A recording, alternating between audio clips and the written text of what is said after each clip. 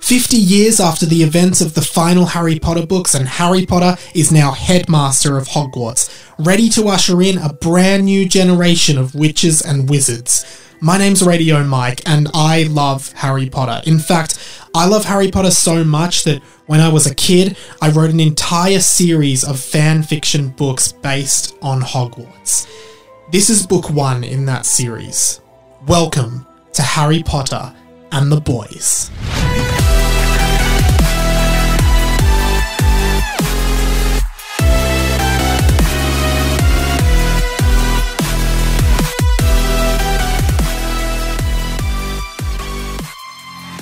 Hello everyone and welcome to Harry Potter and the Boys.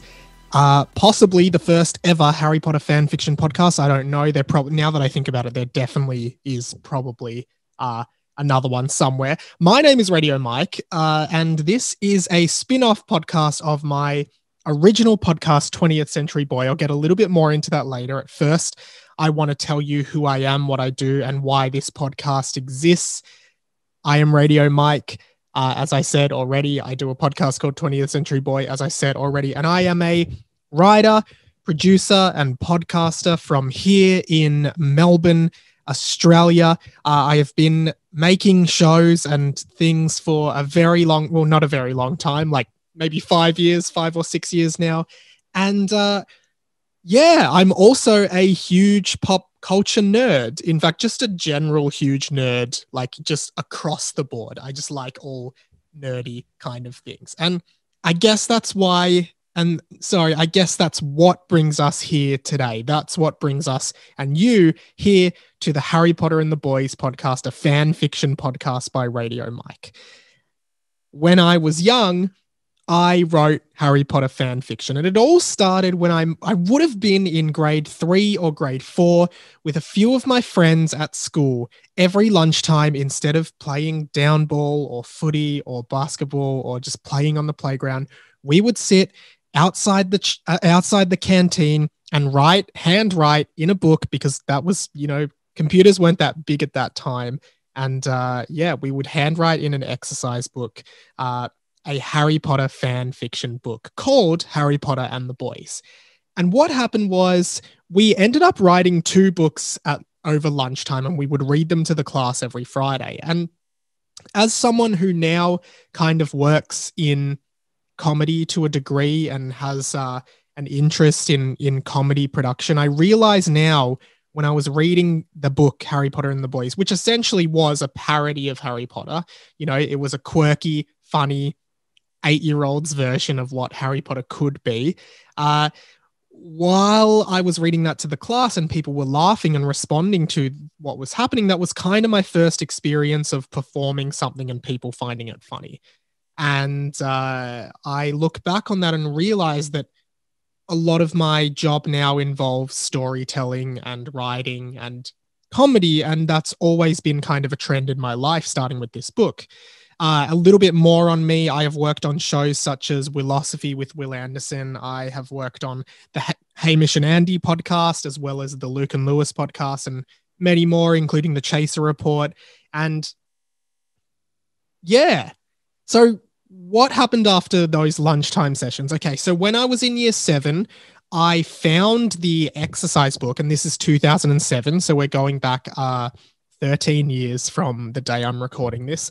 When I was in year 7 at high school, I found the exercise book, the original exercise book to Harry Potter and the Boys, all handwritten, and I read it and found it hilarious when I was 13.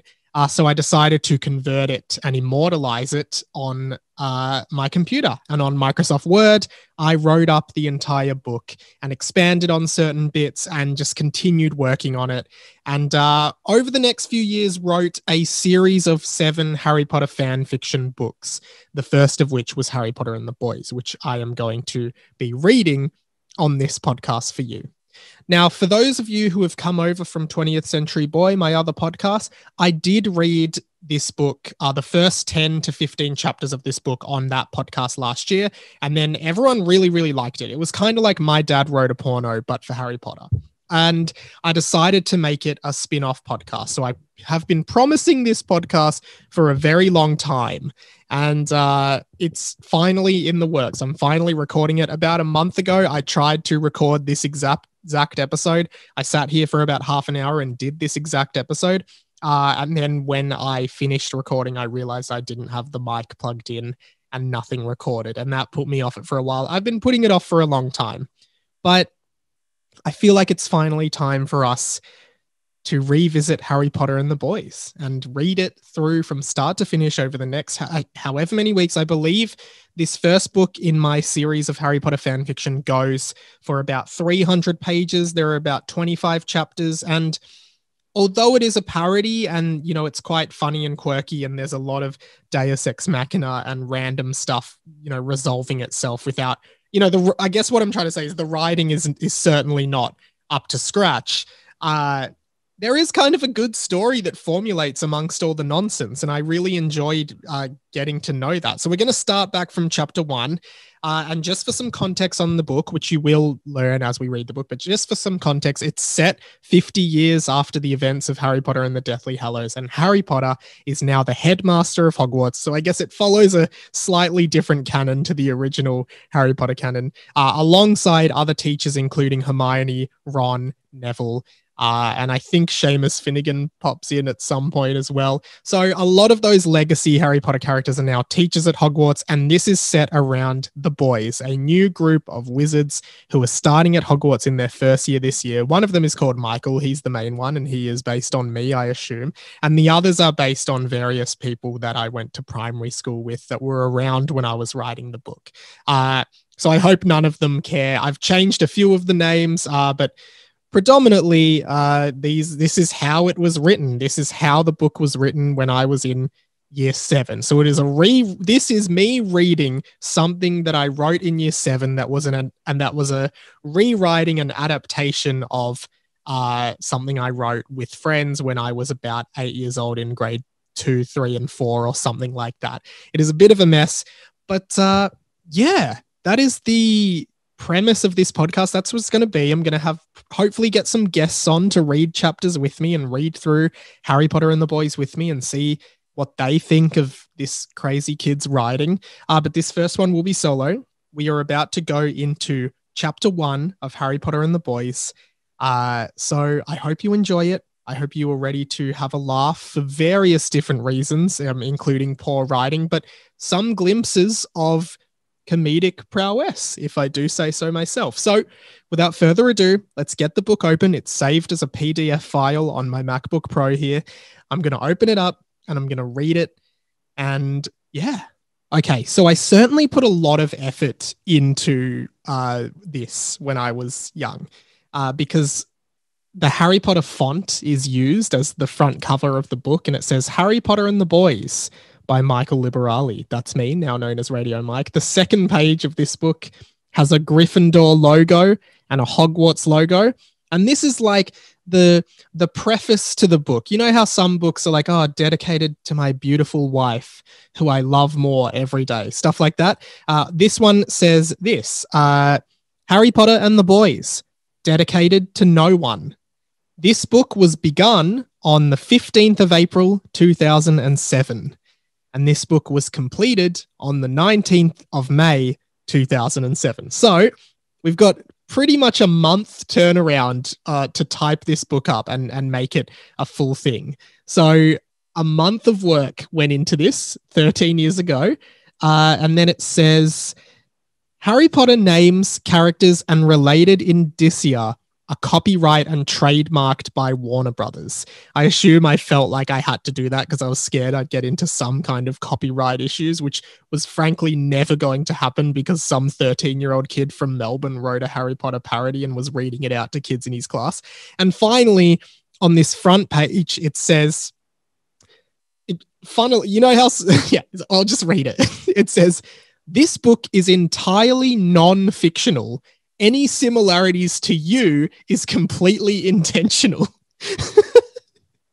So I guess that was me trying to poke fun of the thing where it's like, this movie/book is entirely fictional. Any similarities to real people is entirely coincidental. But I went the opposite route, Apparently, this book is totally non-fictional, and any similarities to specifically you is completely intentional.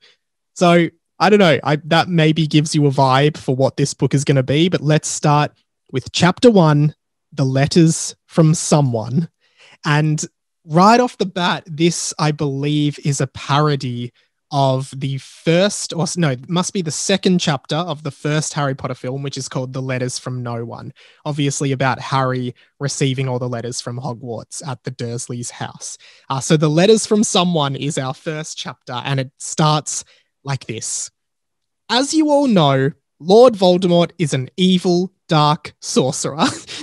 So not often does a book directly address its audience in the first line by saying, as you all know. So it's already pretty interesting. As you all know, so it assumes, I guess this book assumes knowledge from you, the reader. It assumes that you are familiar with the Harry Potter lore and the Harry Potter world. As you all know, Lord Voldemort is an evil, dark sorcerer.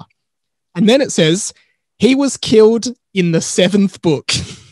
So one of the things I do remember, because I don't remember much when I was reading it on my other podcast, but one of the things I do remember really standing out is that this book is very self-referential. So often the narrator will become a character. You'll see that happen. And also the narrator references, and sometimes the characters break the fourth wall and reference the fact that they are aware that they are in a book. They are aware that this is a book. And I really like that style of humor.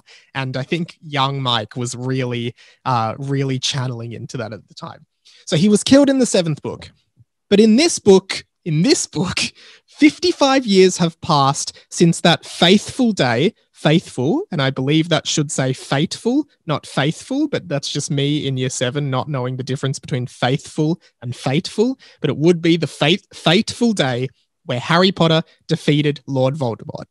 And then it says, well, actually, it was kind of fucked up since Harry didn't even kill Voldemort in the end anyway.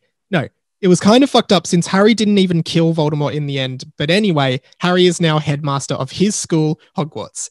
So I think I remember reading the last Harry Potter book and not quite understanding what happened, because I think it's weird because Harry and Voldemort both cast spells at each other, and then the Elder Wand rejects, I can't even remember now. Does it reject Voldemort because it's not his true master? Harry was the true master. So the Elder Wand reflects the spell back at him, and Voldemort kind of kills himself inadvertently because of the wand. So I think that's me trying to get my head around that.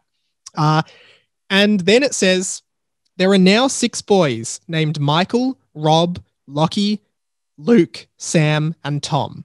This year, they will be starting their first year at Hogwarts. And already you can see how low detailed this book is. Like, I don't think J.K. Rowling ever wrote anything like there were 3 people named Harry, Ron, and Hermione, and they were starting their first year at Hogwarts. But we've now met 6 characters, and in one paragraph, in 2 sentences, we have met 2 characters: Michael, Rob, Lockie, Luke, Sam, and Tom, and they are going to be starting their first year at Hogwarts.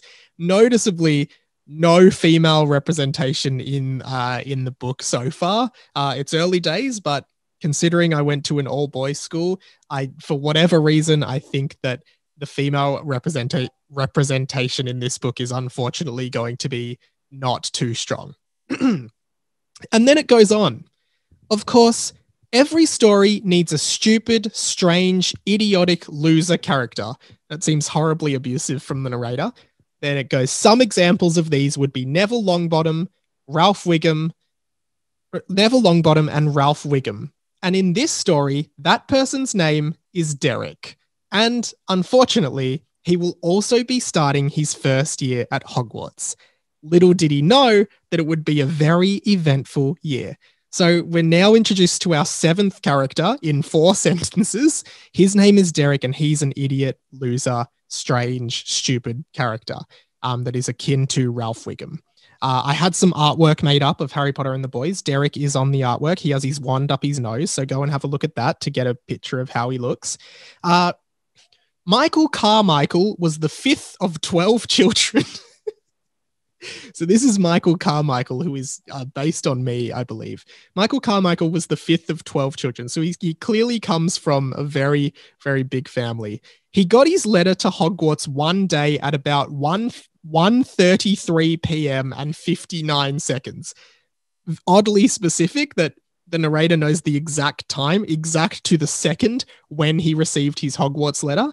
I think this was me trying to poke fun of like some books that got into like excruciating detail about things, but I don't know.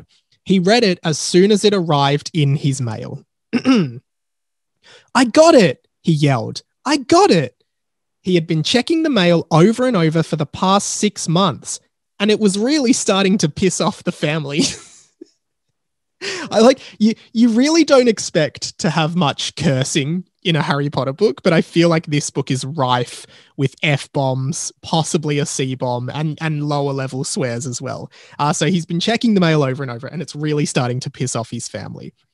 As soon as the family heard that he had finally received his letter, they all sang Hallelujah in perfect 4-part harmony.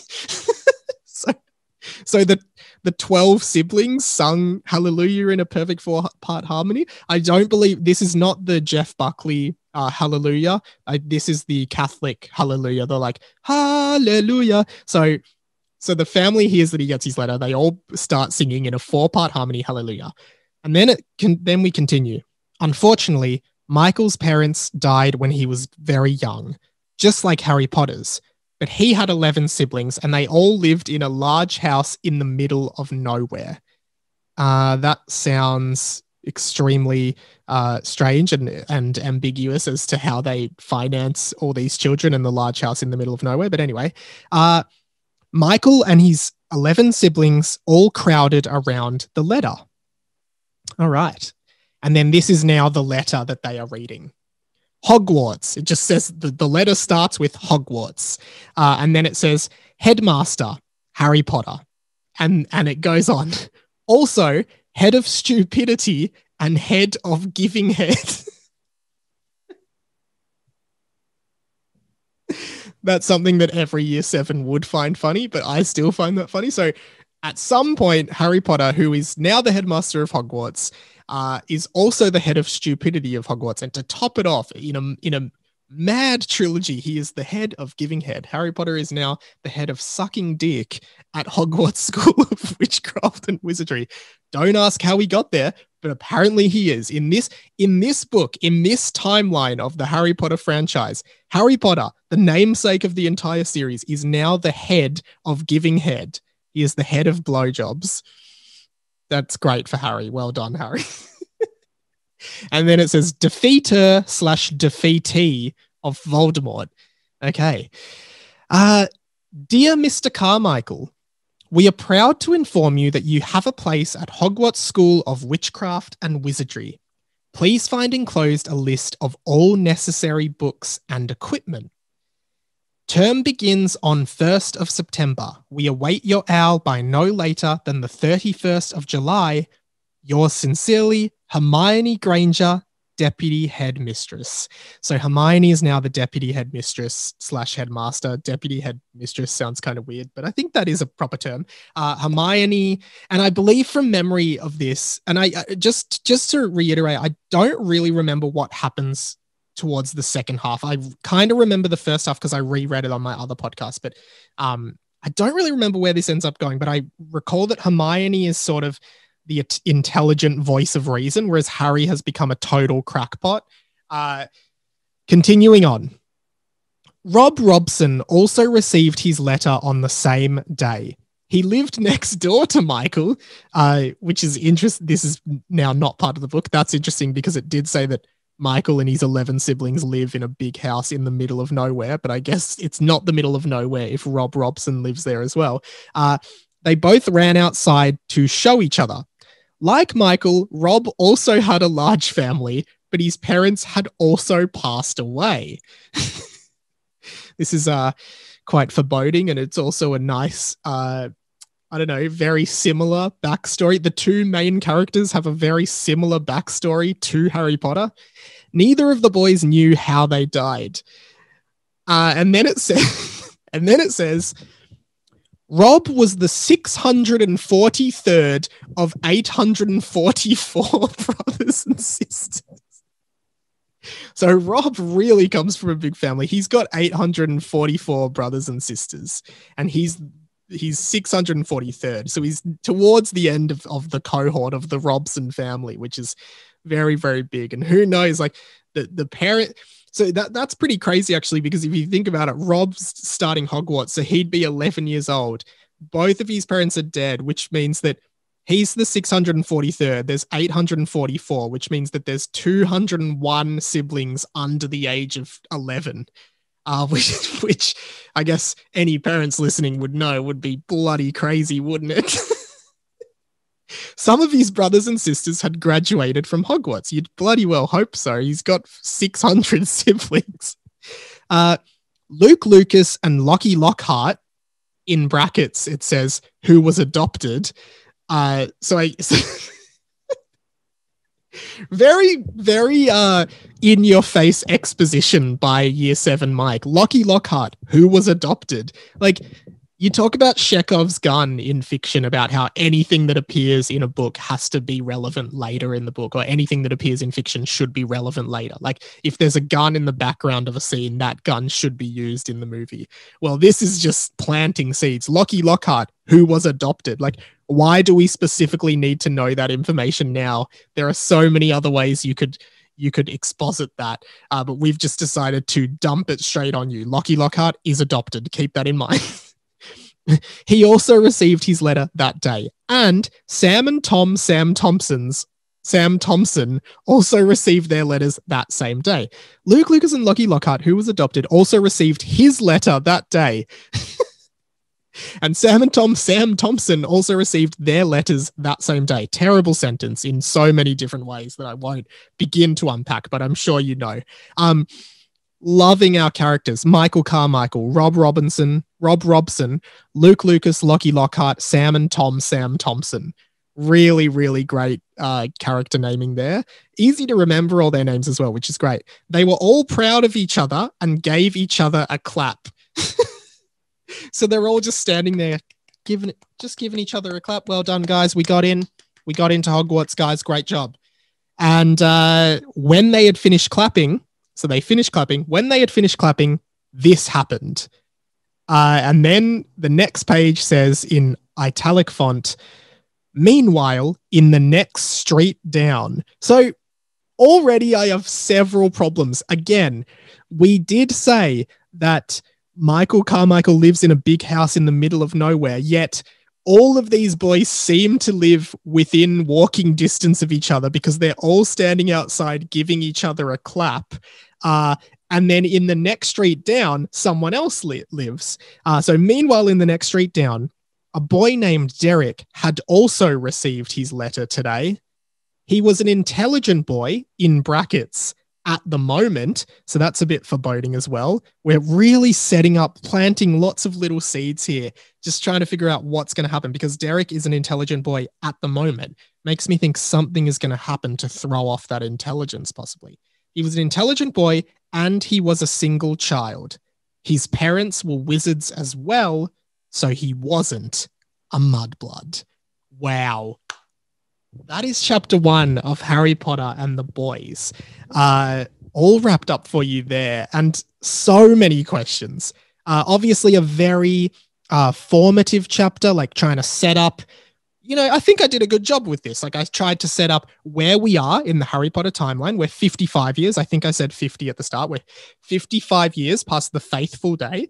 We introduced to, I assume, our core characters, the boys, Michael, Rob, Lockie, Luke, Sam, and Tom, as well as Derek, who may or may not be part of the boys, and setting up a few mysteries in this chapter as well. Michael and Rob's parents are both dead. They also both come from exceptionally strong families. Harry Potter is now the head of Giving Head at Hogwarts, as well as the headmaster. And I assume Sam Thompson are brothers then. Lots of terrible sentence structure, and seems to be setting up a lot to this Derek character, who I believe is definitely one of the central characters in the book moving forward. That is chapter 1, the letters from someone. And here's what I want to do. Like, this podcast will come out weekly. There will be a new episode every week where we will generally go through one chapter of the book and have some discussion points. I would love for you guys to contribute to the podcast. If you've listened to my other podcast, 20th Century Boy, I love listener contributions. So you can get in touch with the show at any time. Email me, radiomikepod, P-O-D, @gmail.com. Email me anything. Also, if you would like to leave a voice message, you can do so. Leave a voice message, just record it on your phone, attach it to an email, send it to radiomikepod @gmail.com. And yeah, that would be the best way to get in touch. Any of your thoughts? What did you think was the funniest moment? What do you think is going to happen in chapter 2? What do you think the answers are to some of these mysteries? Any contribution you have, I would love to have on the show next week for the second episode, for the second chapter, which is called Chapter 2, the Second Chapter. And I'm really looking forward to finally getting to do this podcast regularly, getting it out there, finishing the story. If you like my shows, go to radiomike.com.au is my website. You can see a bunch of my other stuff there. You can get in touch with the show there as well. There's a contact page. You can also follow me on Instagram, radio.mike. I will hopefully be posting some clips of me reading the book and responding and stuff like that. So stay tuned for that coming soon. And finally, well, I think that's actually it. That is it for the very first episode of Harry Potter and the Boys. I hope you enjoyed it. I hope you will join me next week. I hope you will check out 20th Century Boy as well and any of my other work. Otherwise, I really appreciate you listening. Thank you so much. Have an incredible, incredible day/night. And yeah, my name's been Radio Mike. This has been The Inside of My Mind. But I went to run my hand through your hair and I noticed you were attached to string. You were a puppet this whole time, you were attached to string.